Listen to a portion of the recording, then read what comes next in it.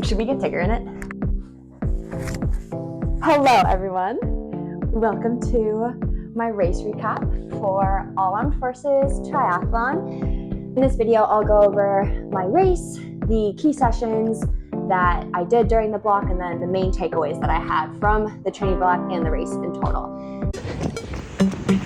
Wow! Woo! Look at that view!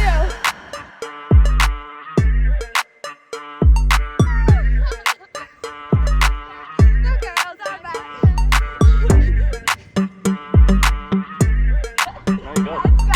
There you go.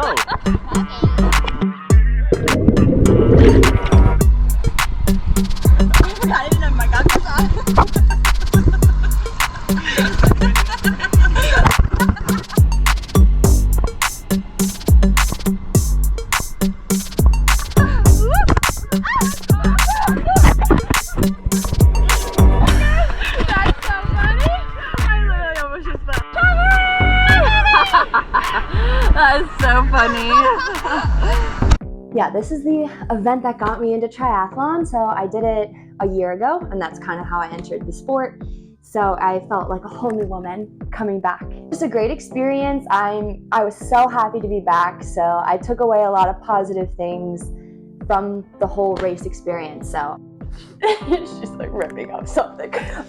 Anyway.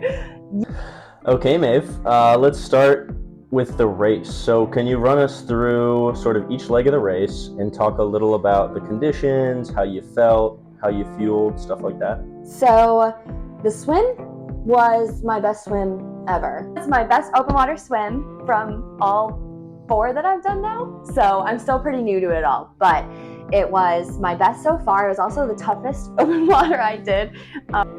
I'm kind of craving some more open water swims. It was a 2-loop swim, so it was a beach start, and you did 2 loops, you got out of the beach, and you ran around the beach back into the water. My heart rate totally spiked at the start of the 2nd loop.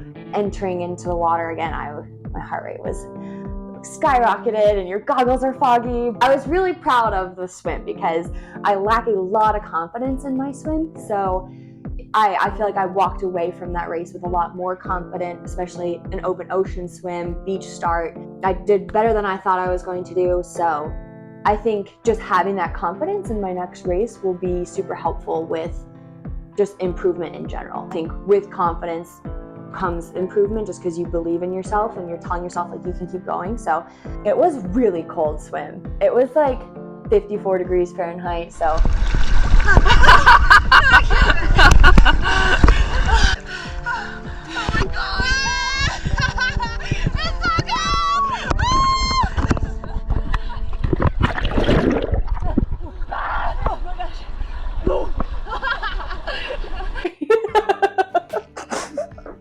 Okay, take care. Just having a field day over there. Well, hey, honey. I know.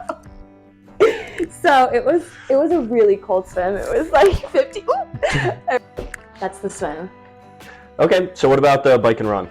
The bike felt faster than it was. I'm not disappointed in it. You had a headwind the whole way out. I've been practicing. Is the loop that I ride on around here, it's like half of it's a headwind, and it's similar to the course, but this headwind, I have a newfound respect for headwinds because this one was pretty bad. I'm talking like minutes faster on the way back, and it was 3 loops. So low cadence on the way out, and then you're like zooming on the way back. So it definitely felt faster than it was. I think drafting probably would have helped. This was a draft legal race, and I did none of that. I wasn't gaining on the women ahead of me, and nobody was catching up to me to like form a pack, so yeah, I think that probably would have helped. But I'm happy with it. I definitely don't think it reflected where my fitness is at for the bike. Actually, very, very pleased with the run.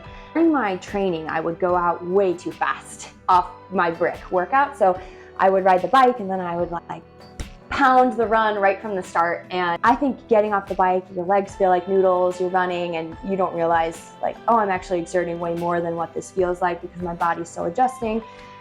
So I would definitely go out way too fast. During the race, I was just telling myself to chill. You can always run faster at the end, you can always pick it up. You can't make up going out too fast and dying. So that was definitely, for me at least, game changing. I ran a pretty consistent splits. So I'm happy with that.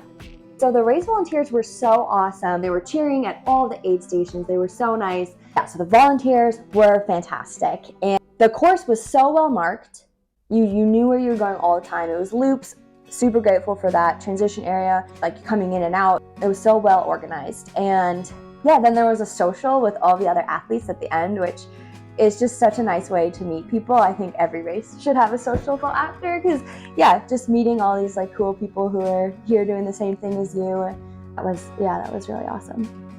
All right, the race sounds awesome. Let's shift to talking about some of your training leading up to it. So just kind of run us through like any of your swim, bike, or run training sessions that you feel were particularly important or maybe made you a little bit more confident in your fitness level leading up to the race. Okay, I swim. One of the key sessions was I did 3x500 and then a 200 all out at the end. So that was kind of the first swim workout where I was swimming a similar distance to the race, and I was like hitting some times that kind of made me raise my eyebrows. I was like, I can actually do this. Like I can actually swim. I think, like I talked about it before, but like my lack of confidence with the swim. The next week I had 3x600. And that went so terribly. I called the workout, and my difference in comments on Training Peaks versus Strava, on Training Peaks, I was like, the water was so wavy, it was so warm, there was no way that I could ever do that workout. I was in such a bad mental headspace that I just decided to scratch the workout and do pull work and like to make it somewhat productive. And then on Strava, my comment was like, banged my elbow so hard that I couldn't feel my hand, which did happen. That did happen. And then I was like, did lots of pulls. So I think the difference between the two, I was just fed up on times that I was hitting. I didn't feel like I was moving through the water. And so it was exactly a week after the 500s where I felt like, oh my gosh, I'm a swimmer now, basically. Then the 600s were there to humble me. I did a 4x400 workout, but it was the first 100 an all-out sprint, and then the next 300 you took like 10 seconds, and then the next 300 was race pace.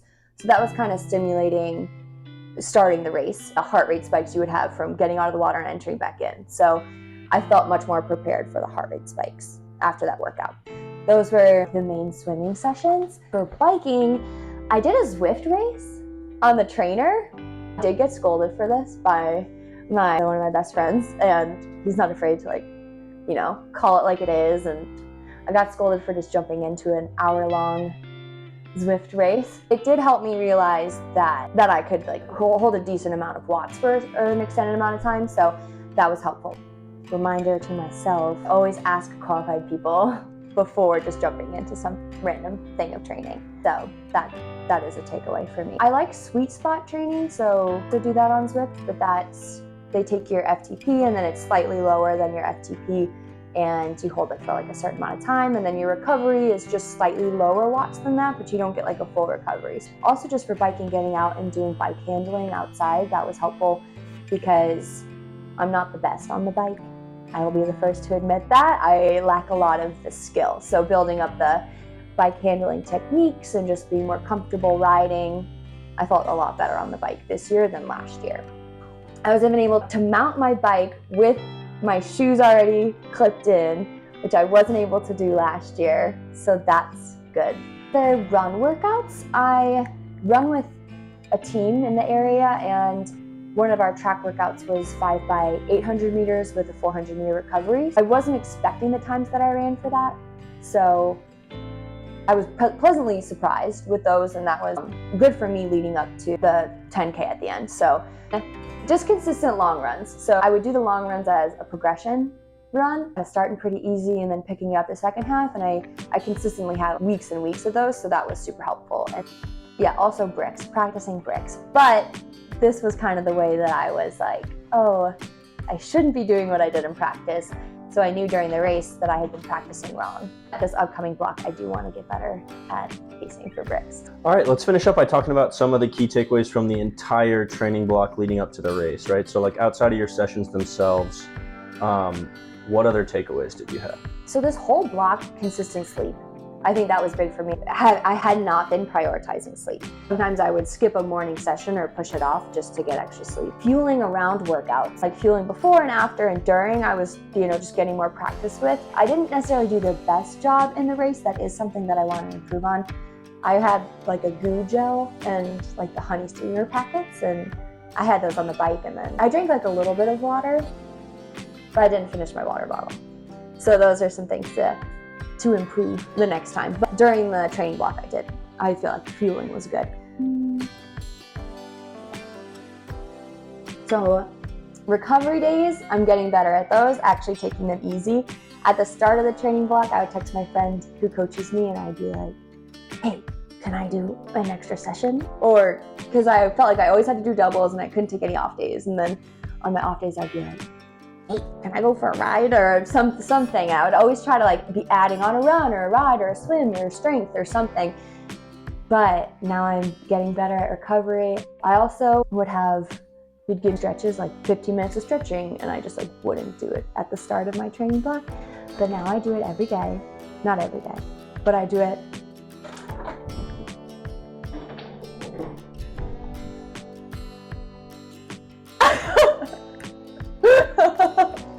And now I do it much more consistently. I'm rolling out and stretching and all of that fun stuff. So yes, so rest days and stretching, and I'm focused on the whole gain. So recovery days obviously help you have a better 2-hour ride the next day. So yeah, that's a positive. And the taper was awesome. The taper that I did for this race, actually, I'm gonna pull out my diary. We're gonna have a little story time. So,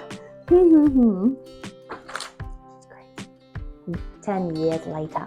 Okay, so the whole taper, it was lower volume, but I would keep up the intensity, which was really good for me. I think I liked having that intensity to, keep the muscles moving, keep them engaged. So on Monday, I did run openers. So it was just like 1 minute builds and then 1 minute easy. And the total was like a 30-minute run. Swim, I did like 5 100s at race pace as my main set. Tuesday, I did bike openers, and that was like 2 minutes at race pace. The whole ride was 45 minutes. The swim I did was 50s, 850s, low rest, just, getting that turnover going. Those are my weakness. The 50s I'm not the best at in the pool. I'm more of the long endurance sessions are kind of my thing. And Wednesday I flew from the East Coast all the way to the West Coast of the States. I was gonna take it off, but then we did like a 20-minute easy shakeout and activation drills, which was actually super helpful to get moving after that really long flight. I think it was like 6 hours, so it wasn't that long. And then Thursday we did an easy 20-minute run in the morning. Swim, we just did form work in the pool, which was super helpful. I learned some new drills that I really like and I've been using since. And then we did like a 40-minute bike where we practiced drafting, which is good because I don't actually get a lot of practice drafting, and also my seat post. When I rebuilt my bike after flying, I didn't screw it in all the way, so my seat post was sinking down. It's also good to know before the race, so it wasn't happening during the race and I could fix it. And then on Friday, another easy morning run. The bike course, we did a preview, so that was good. Just a couple pickups in there. Seat post was good, so fixed that. And then we did an open water swim, which was actually game changing because the water was cold.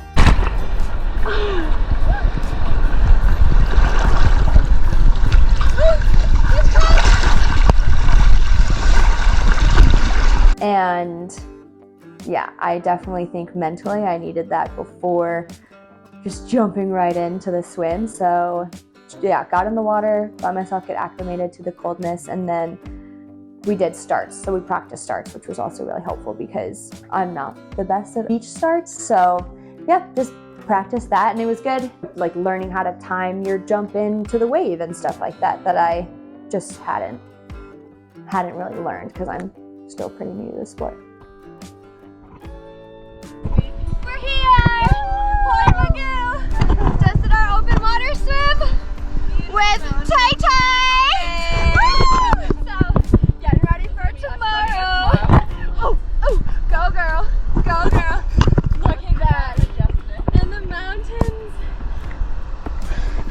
Beautiful. But yeah, and then Saturday was race day. From the race itself, yeah, mounting the bike.